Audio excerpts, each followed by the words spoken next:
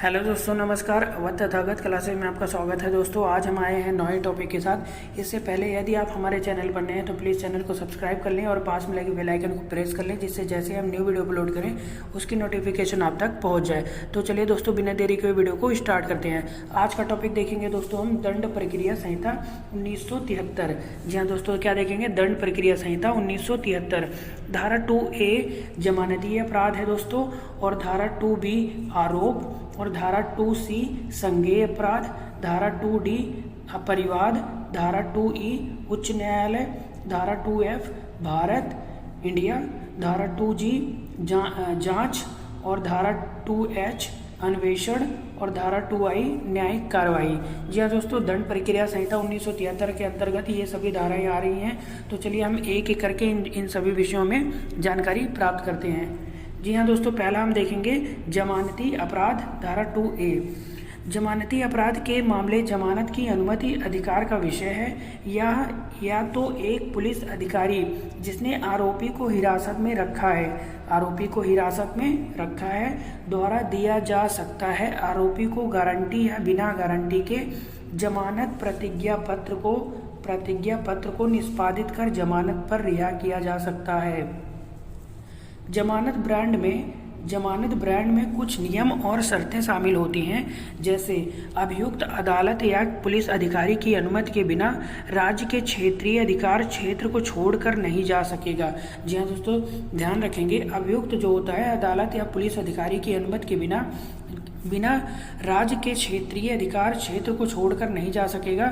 हर बार अभियुक्त आवश्यकता अनुसार पुलिस अधिकारी के सक्षम उसकी उपस्थित सुनिश्चित करेगा। जी हाँ दोस्तों, हमेशा जो है वो उपस्थित सुनिश्चित करेगा। अभियुक्त किसी भी पुलिस द्वारा जांच के दौरान माने गए सबूत के साथ छेड़छाड़ नहीं करेगा। सबूत के साथ कोई छेड़छाड़ नहीं करेगा, और जब भी पुलिस बुलाएगा उसको पेश होना पड़ेगा। जमानती अपराध के मामले के उदाहरण देखेंगे दोस्तों। एक गैर कानूनी जनसमूह का सदस्य होना, दूसरा है उपद्रव करना, घातक हथियार से सशस्त्र होना, लोक सेवा द्वारा किसी भी व्यक्ति को चोट पहुंचाने के इरादे से कानून के निर्देश की अवहेलना करना, धोखाधड़ी के इरादों के साथ पब्लिक कर्मचारी द्वारा इस्तेमाल किए जाने वाले वस्त्र या निशानी पहनना, चुनावों के संबंध में रिश्वतखोरी, चुनावों के संबंध में झूठा वक्तव्य, जब किसी सरकारी कर्मचारी द्वारा आवश्यकता शपथ लेने से मना करना, अपने सार्वजनिक कार्यों के निर्वहन में सरकारी कर्मचारी को बाधित करना, न्यायिक कार्रवाई में झूठा देना, चुनावों के संबंध में रिश्वतखोरी के संबंध में झूठा वक्तव्य, जब किसी सरकारी कर्मचारी द्वारा आवश्यक पथ लेने से मना करना, अपने सार्वजनिक कार्यों के निर्वहन में सरकारी कर्मचारी को बाधित करना, न्यायिक कार्रवाई में झूठा सबूत देना या बनाना, किसी भी हानिकारक भोजन या पेय को भोजन और पेय के रूप में बेचना, धार्मिक पूजा में संलग्न जनसमूह में अशांति पैदा करना। जी हाँ दोस्तों, नेक्स्ट देखेंगे गैर जमानती। इसी जमानती के अंतर्गत ही आता है गैर जमानती अपराध। इसमें देखेंगे गैर जमानती अपराध जो होता है, एक गैर जमानती अपराध के मामले में जमानत का अनुदान अधिकार का विषय नहीं है।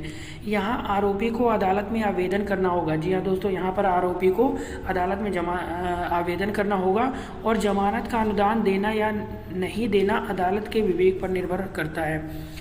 अदालत आमतौर पर जमानत को मना कर सकती है। जी हाँ दोस्तों, इसमें जो होता है आमतौर पर अदालत जो है जमानत को मना कर सकती है। इसके उदाहरण देखेंगे दोस्तों। हत्या, धारा 302 IPC, दहेज मौत, धारा 304 V IPC, हत्या का प्रयास, धारा 307 IPC, और स्वेच्छापूर्वक गंभीर चोट पहुँचाना, धारा 365 IPC, अपहरण, धारा 363 IPC, और बलात्कार, धारा 376 IPC आदि गैर जमानती अपराध के अंतर्गत आते हैं। नेक्स्ट देखेंगे दोस्तों धारा 2B आरोप। धारा 2B आरोप को दंड प्रक्रिया संहिता कोड ऑफ क्रिमिनल प्रोसीजर 1973 की धारा 2B के तहत परिभाषित किया गया है, जिसके अनुसार इसको जो है धारा 1973 धारा 2B के तहत परिभाषित किया गया है। जिसके अनुसार आरोप का मतलब किसी एक से अधिक आरोप होने पर ऐसे आरोप का प्रमुख इसे और अधिक सीधी भाषा में कहे तो मुकदमा शुरू होने के बाद आरोपी व्यक्ति को उसके खिलाफ लगाए गए आरोपों और संहिता के प्रावधानों के बारे में सूचित किया जाता है। क्या किया जाता है दोस्तों? सूचित किया जाता है, जिसके तहत अदालत द्वारा उस पर मुकदमा चलाया जाएगा। इस प्रकार अभियुक्तों के विरुद्ध लगाए गए आरोपों को कानूनी भाषा में चार्ज के रूप में जाना जाता है। क्या जाना जाता है? चार्ज के रूप में जाना जाता है। के सतवंत सिंह बनाम state of Punjab AIR 1960 SC 266 के मामले में देखेंगे कि एक मामला माना गया था कि आरोपों का संयोजन की धाराएं बाध्यकारी प्रकृति की हैं नहीं है, वे केवल कुछ परिस्थितियों के आरोपों के संयुक्त परीक्षण की अनुमति देते हैं और अदालतें प्रत्येक मामले के तथ्यों और परिस्थितियों की पूरी तरह से अध्ययन करने के बाद न्याय प्रशासन हित में उस पर विचार कर सकती है। उस पर क्या करते सकती है दोस्तों? विचार कर सकती है। नेक्स्ट देखेंगे दोस्तों धारा 2C संज्ञेय अपराध। क्या देखेंगे? संज्ञेय अपराध। आपराधिक प्रक्रिया संहिता 1973 की धारा 2C एक संज्ञेय अपराध को परिभाषित करती है। संहिता में दी गई परिभाषा के अनुसार अपराध वे हैं जिनमें पुलिस जो होता है वो बिना वारंट के मजिस्ट्रेट की अनुमति के आरोपी को गिरफ्तार करने का अधिकार होता है। जी हाँ दोस्तों, बिना वारंट के भी अधिकार होता है पुलिस को गिरफ्तार करने का। ये अपराध अधिक गंभीर और जघन्य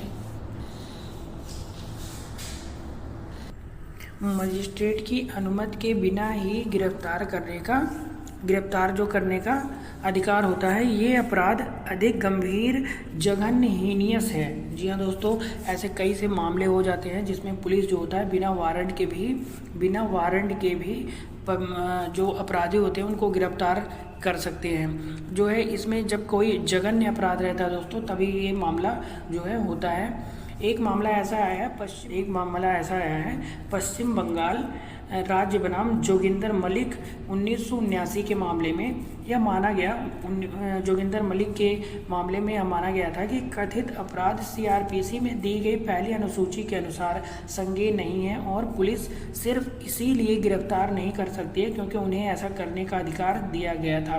जी हाँ दोस्तों, एक मामला ऐसा है पश्चिम बंगाल राज्य बनाम जोगिंदर मलिक 1979 के मामले में कि CRPC में दी गई पहली अनुसूची के अनुसार संज्ञेय नहीं है और पुलिस सिर्फ इसलिए गिरफ्तार नहीं कर सकती है क्योंकि उन्हें ऐसा करने के लिए अधिकार दिया गया था। नेक्स्ट देखेंगे दोस्तों धारा 2D परिवाद।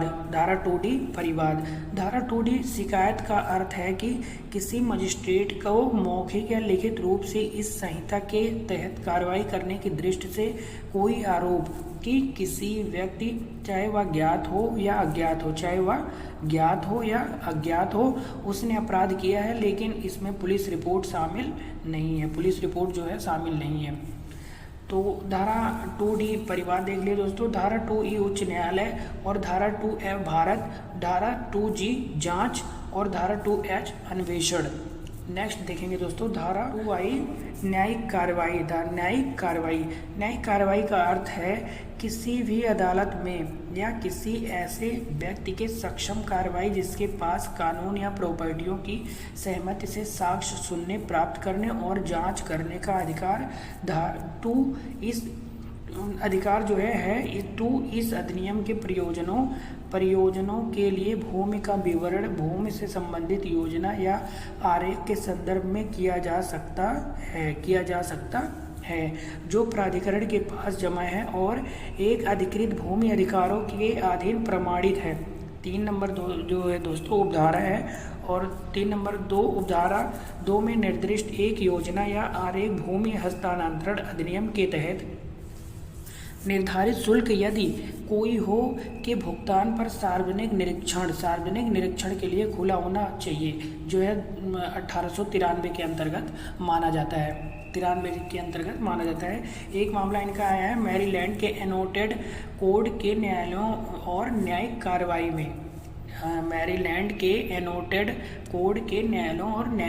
में। अनुच्छेद की धारा 518E के अनुसार अधीक्षक रोजगार के दायरे में कार्य करते हुए बिना किसी दुर्भावना बिना किसी दुर्भावना और घोर लापरवाही के इसके परिणाम स्वरूप होने वाले नुकसान के लिए व्यक्तिगत रूप से उत्तरदायी नहीं है। कपटपूर्ण कार्य या चूक जिसके लिए उसे अनुच्छेद की धारा 505 के 518 की उपधारा बी के तहत काउंटी बोर्ड के लिए दायित्व की एक सीमा प्रदान की जाती है, जिसमें काउंटी बोर्ड के दायित्व की सीमा से अधिक की क्षति शामिल की